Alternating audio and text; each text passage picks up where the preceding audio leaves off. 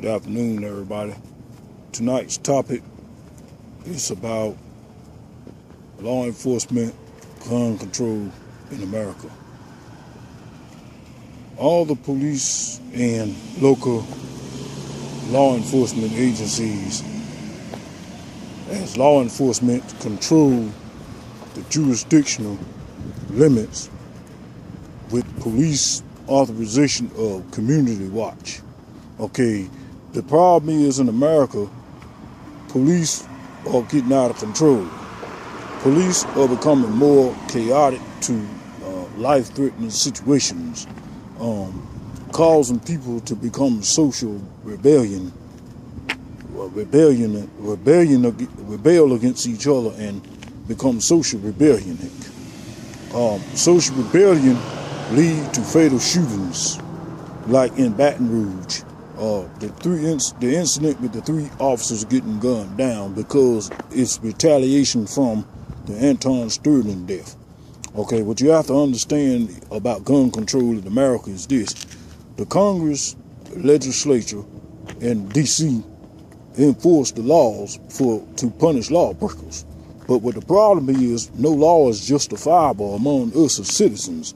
We, the people, as innocent civilians, have a right to suppress evidence, have a right to habeas corpus, have a right to a fair trial by jury and all of that stuff. But the problem with this is Governor Pat McCoy, he failed to understand and realize that when he tell us, the people of the United States, of North Carolina, that we won't not be able to have access to police footage, he is wrong because he's depriving us of a constitutional right. Now, due to the 27th Amendments, you have a right to bear arms. You have a right to suppress evidence. You have a right to a fair trial. You have a right to suppress evidence. You have a right as an individual, as a law-abiding citizen, to stand and be accountable for whatever you're accountable for. You know, the act upon being justified as justice is, you know, when the law takes the matter into their own hand, so a situation is no longer detained under a jurisdictional limit. That situation becomes abrupt to the situations at hand. That situation becomes out of control. That situation becomes very volatile. That situation causes rebelliousness. That situation causes rebellionism, social rebellionism, and all the other sort type of social and general public related topics. Now, I, on the other hand, as a political commentator, speak on the behalf of my people. I'm somewhat what you call, or may call, myself as a lobbyist, because I lobby on the behalf of my people. Now, gun control is out of control. Law enforcement officials is out of control. They're out of control because they use and authorize their power from a gun and a badge. Now, a gun and a badge signifies authorization, okay? When you have a badge and a gun, you put yourself in a situation to become an autocracy. Autocracy meaning you self-government. Can't nobody tell you this, can't nobody tell you that. You know this, you know that. You have a right to do this, can't nobody say nothing to you about this. You can do what you want to do because you're your own governor, okay? The problem with law enforcement officials is rules and laws are not being enforced and carried out upon law enforcement officials. Now, law enforcement officials, on the other hand, have a right, on the contrary to a habeas corpus, like we do, have a right to a fair trial or individual listed topic to be indicted by the grand jury. Now, being indicted doesn't mean that you are guilty or found guilty or involved in some sort of what you call it, blackmail or espionage or something like that. Now, when you are in the position to bribe and stuff like that as a law enforcement official, you become aware, accustomed to I feel the fact of perjury. Now, perjury, on the other hand, is punishable by law. You can search it up into anywhere from 4, 5 to maybe 10 years imprisonment. Now, perjury is a very crucial crime in the United States. Now, the FBI, along with the American Tobacco and Firearms and the CIA, are the enforcers of law with gun regulations and regulatory of drugs. Now, drugs are enforced and carried out by people called drug regulatory inspectors. Drug regulatory inspectors are people that have a right to go to pharmaceutical industries like Hospital, which is now known as Pfizer, under federal state regulation to authorize or pass a bill or law that manufacture a drug. Okay, that drug is to become manufactured by the industry itself, known as pharmaceuticals, but that pharmaceuticals have a right to be distributed on the street.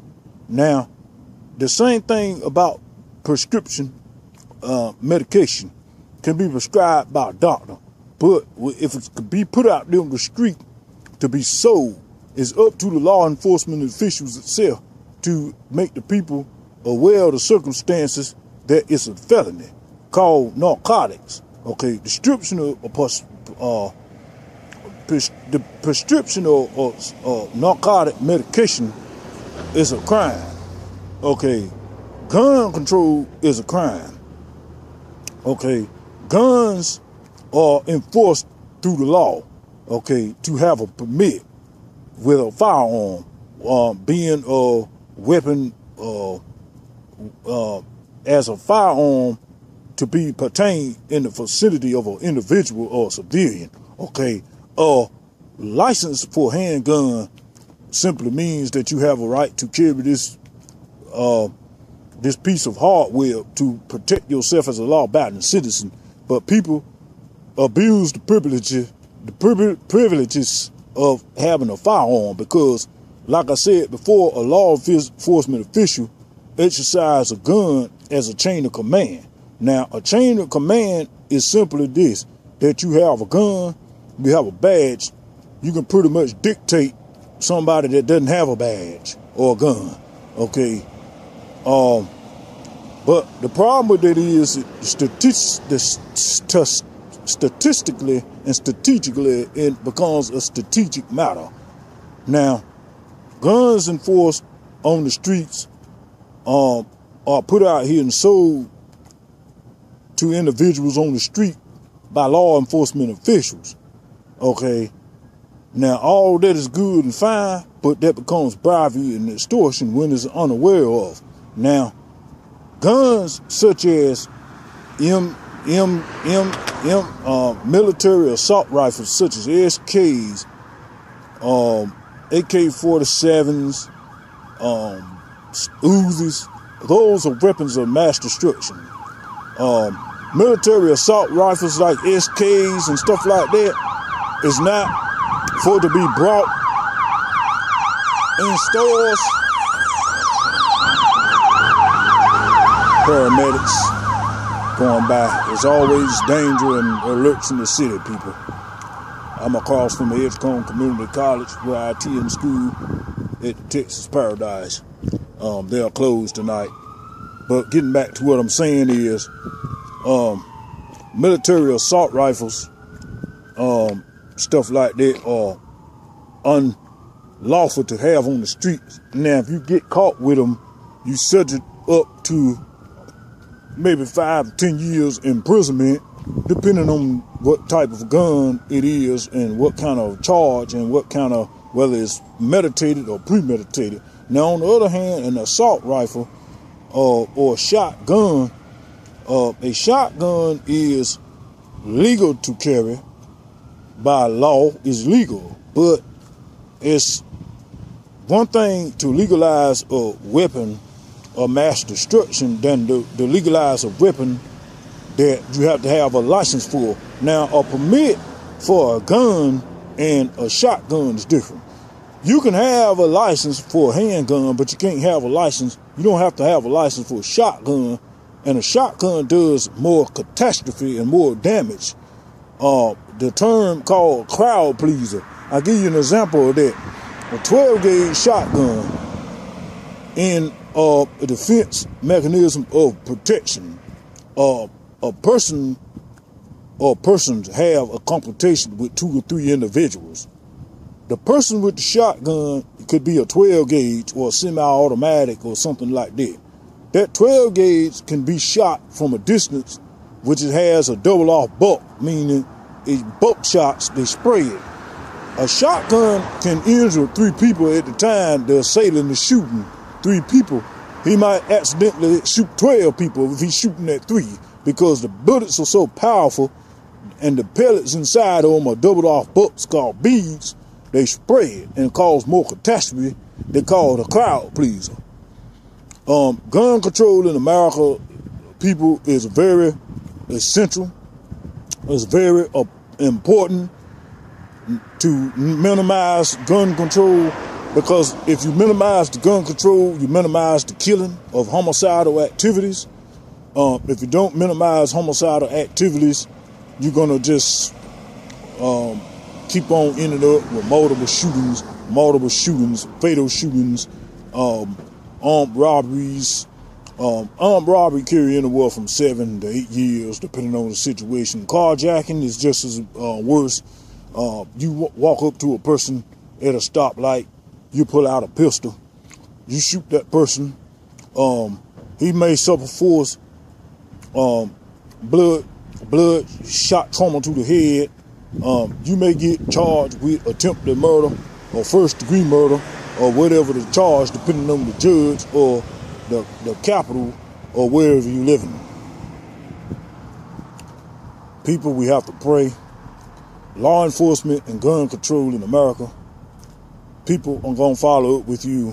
I still have some issues dealing with Governor Pat McCoy about the North Carolina not having footage, access to police footage, which I don't think is fair. I told you people 2 weeks ago that this was going to create martial law. This was going to create rebellionism and social rebellion. Now, upon the Anton Sterling's death and the death of Natasha Newwicker from the infirmary of the prison, which the officers attacked this individually and killed her, they tased her multiple times. And she fought them off, but they could not handle her. So, in the results of that, she died. This resulted into people in Baton Rouge shooting 3 officers, unknown officers, as surveillance, civilians, innocent civilians, shooting multiple cops left and right. People, it's a worldwide massacre out here. It's a catastrophe.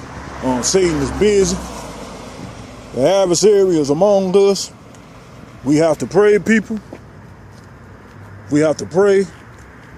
And I'm going to say good night and thank you. And God bless.